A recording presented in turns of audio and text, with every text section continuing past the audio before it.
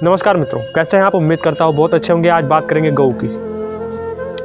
औरंगजेब जो सबसे क्रूर शासक होता था, उसके पिता जब वह मरने वाले थे, औरंगजेब के पिता, तो औरंगजेब को बुलाते हैं और कहते हैं कि बेटा, अगर तुमको भारत पर शासन करना है तो लगातार भारत पर अपना शासन रखना है तो तुमको गौ हत्या पर कड़ा प्रतिबंध लगाना रहेगा। ये औरंगजेब के पिता कहते हैं, जो सबसे एक बड़ा क्रूर शासक हुआ करता था। इसका मतलब एक है कि उस टाइम भी गौ हत्या बंद थी। और किसी भी धर्म में आप भगवत गीता उठा लीजिए, बाइबल उठा लीजिए, इस्लाम उठा लीजिए, शरिया उठा लीजिए, पैगंबर मोहम्मद साहब का देख लीजिए, मतलब किसी भी धर्म में गौ हत्या का प्रोत्साहन नहीं दिया गया है। और वर्तमान समय में भारत देश के गौ की हालत किस प्रकार से है कि वह सड़कों पर घूम रही हैं, लोग चोटिल हो रहे हैं उनसे, किसी व्यक्ति का एक्सीडेंट हो रहा है। और गौ किस प्रकार से हो, 1840 में थॉमस मुनरो ब्रिटिश गवर्नर बनकर आया। उसने भारत की खेती का प्रशिक्षण किया और भारत की खेती का प्रशिक्षण करने के बाद उसे क्या मिला कि 1 एकड़ में 56 कुंटल धान पैदा होते थे। 1840 की बात है कि 1 एकड़ में 56 कुंटल धान पैदा होते थे, जो दुनिया की किसी भी खेती में नहीं हो सकते थे, क्योंकि उस समय भारत खाद, उर्वरक, डाई का प्रयोग नहीं करता था।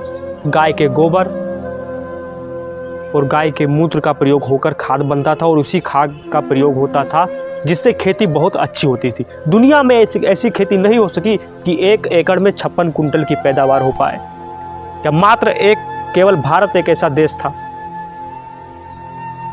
आप जानते हैं, अमेरिका में गाय के मूत्र को पेटेंट कर दिया गया, क्योंकि आप जानते हैं गाय के मूत्र से आप तमाम ऐसी बीमारियों का इलाज कर सकते हैं जो दुनिया की कोई दवाई, दुनिया की कोई औषधि नहीं कर सकती है।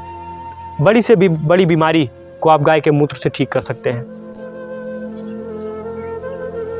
आँखों से किसी व्यक्ति को समस्या हो, किसी व्यक्ति को मोतियाबिंद हो, गाय का मूत्र का सेवन कीजिए, गाय का मूत्र डालिए 2-2 बूंद, यकीनन आपके मोतियाबिंद खत्म हो जाएंगे। कैंसर जैसी बीमारी में गौमूत्र सहायता प्रदान करता है। गांधी जी कहते हैं, गांधी जी से किसी व्यक्ति ने कहा कि आप गाय पर इतना ज़्यादा फोकस क्यों करते हैं? गांधी जी ने कहा, ताकि हम जिंदा रह सके। गांधी जी ने कहा, गाय की रक्षा इसलिए करनी चाहिए ताकि हम लोग जिंदा रह सके, क्योंकि भविष्य बहुत अंधकार में हो रहा है। आप देखते हैं वर्तमान समय में गाय के ऊपर किस प्रकार से अत्याचार हो रहा है। सरकारें जातिवादिता करती जा रही हैं, सरकारें जातिवाद पर, धर्म पर लड़ाती जा रही हैं, लेकिन गायों का समाधान हो पाया? और यकीनन ये कितना शर्मनाक है कि डॉगी, कुत्ते, बिल्ली को BMW से घुमाया जा रहा है, जबकि उनका स्थान ही है सड़क पर घूमना। कुत्तों का स्थान ही है सड़क पर घूमना, बिल्लियों का स्थान ही है कि घर में कूदना, चूहों को पकड़ना, लेकिन उनको हम गाड़ियों में घुमाते हैं। जबकि गौ का स्थान हमारे घर में होना चाहिए, हमारे आंगन में होना चाहिए। लेकिन गौ, वर्तमान समय में हम लोग गौ के साथ किस प्रकार से अत्याचार कर रहे हैं। सुभाष चंद्र बोस जी ने कहा है कि अगर गौ के लिए आपको अपने प्राण को त्यागना पड़े तो आप इसमें संकोच मत कीजिएगा। खुदीराम बोस ने भी यही बात कही है। स्वामी विवेकानंद ने कहा, अगर भारत देश को एक स्वतंत्रता रूप में देखना है तो गौ रक्षा पर सबसे ज़्यादा फोकस करनी चाहिए। वर्तमान समय में क्या हो रहा है, किस प्रकार से राजनीतिकरण हो रही है, ध्रुवीकरण हो रहा है। मतलब एक जो सबसे मेन फोकस होना चाहिए, रिस्पेक्ट गौ, वो हमारे सोसाइटी में नहीं हो रहा है। आप देख सकते हैं कि किस प्रकार से कोई गौ ऐसे रास्ते में पड़ी रहती है बेचारी, यहाँ पे कट लगा, यहाँ पे कट लगा। यकीनन मैं देखता हूँ, मुझे बहुत दुख होता है, मैं दिल से बता रहा हूँ, मुझे इतना दुख होता है, लेकिन हम कुछ नहीं कर सकते। क्यों? क्योंकि हमारी सोसाइटी खराब है। आया गौशाला बनने के लिए, जिसका जांच सही से नहीं होगा, पता लगा प्रधानी इसमें पैसा खा लिया। मतलब हर जगह आपको करप्शन ही मिलेगा कि किस प्रकार से गौ में भी करप्शन मिलता ही जा रहा है। मतलब जहां तक धांधली करने की व्यवस्था है, वहां तक लगातार बनती जा रही है। तो अगर इस प्रकार से रहेगा, लोग बताते हैं कि गऊ का दूध पीकर छोड़ दिया। अगर गऊ का दूध ना पियोगे तो गऊ खुद ही मर जाएगी, क्योंकि तुरंत कैंसर का अवतार होगा। और अगर भारत देश में गौ सुरक्षित नहीं है तो यकीन हम भी सुरक्षित नहीं है।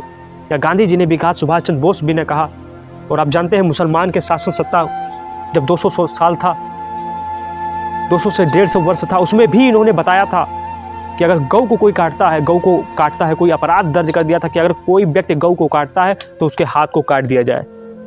या मुस्लिम व्यवस्था में भी यही था, इस्लाम धर्म भी यही कहता है, बाइबल भी यही कहता है, भगवत गीता भी यही कहता है, बेसरिया भी यही कहता है, बौद्ध धर्म भी यही कहता है। कुल मिलाकर हर धर्म में केवल एक समानताएं थी कि गौ हत्या पाप है। आज आप देखते हैं कि गौ की किस प्रकार से काला बाजारी हो रही है, गौ को बेचा जा रहा है। और गौ को बेचने के बाद जितने सामान आप बेच रहे हैं, जितने सामान आप देख रहे हैं, चमड़े के बेल्ट से लेकर अपने मेकअप, क्रीम, पाउडर जितने भी देख रहे हैं, सब अधिकतर में 50% आप इसमें पाएंगे कि गौ का ही सेवन होता है। 50% आप पाएंगे कि जिसमें गौ का ही प्रयोग होता है, गौ के मांस का ही प्रयोग होता है। और मैं तो आपसे यही कहूँगा कि अगर आप अपने बहुत भाग्यशाली हैं, आप इतना, और आप जानते हैं गौ, पुराने ज़माने के आदमी बेवकूफ़ नहीं थे। भारत सोने की चिड़िया किस प्रकार से कहलाती थी, तब भी गौ होती थी। और आप जानते हैं गौ आपके आर्थिक स्थिति को भी और बेहतर करती है। गौ का आप जैविक खादों का प्रयोग करके आप और अच्छा पैसा मुनाफा कमा सकते हैं। यानी कि हर तरह से गौ आपके लिए ईश्वरीय वरदान है। यकीनन आपको यह बातें सोचनी चाहिए।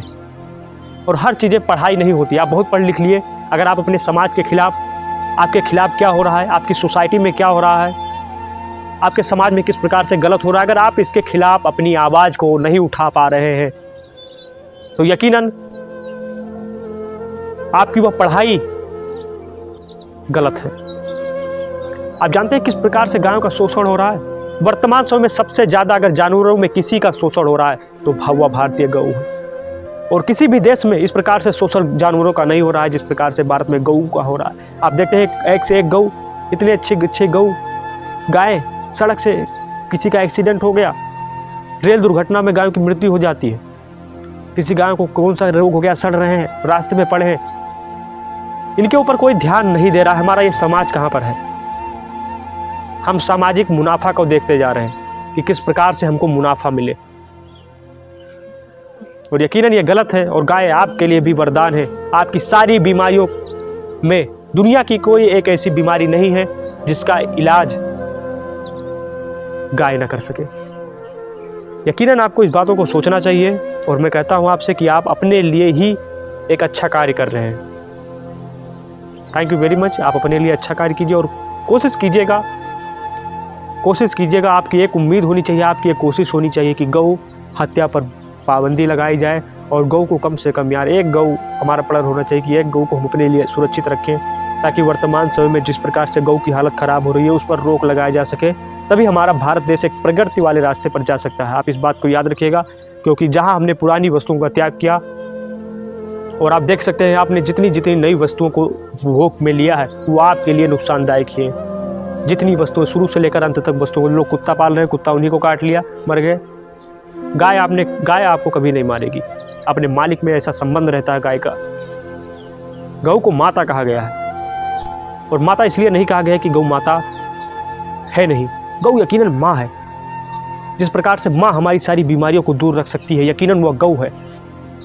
दुनिया में 1000 रिपोर्ट हो चुके हैं, अमेरिका से लेकर स्विट्जरलैंड तक, हर जगह रिपोर्ट में केवल एक बात बताई जाती है कि गौ के मूत्र से आप कैंसर जैसी महामारी, कैंसर की आज तक दवाई नहीं बनाई जा सकी, उसका भी इलाज गौ के मूत्र से हो सकता है। मतलब दुनिया की कोई एक ऐसी बीमारी ना है जिसमें गौ का मूत्र काम ना आए। गौ से आप आर्थिक स्थिति में भी पैसा कमा सकते हैं। तो गौ काटने पर पाबंदी होनी चाहिए, और यकीनन आप गौ का रिस्पेक्ट कीजिए। रिस्पेक्ट गौ, अगर भारत देश को अच्छा रखना है, मैं दिल से बता रहा हूँ, गौ की रिस्पेक्ट कीजिएगा। आप देखते हैं जहाँ पर भी आज किस प्रकार से जो कॉस्मेटिक के सामान बन रहे हैं, जिस प्रकार से उद्योग धंधे के सामान हो रहे हैं, गाय की काला बाजारी की जा रही है, इस पर हमको रोक लगाना पड़ेगा।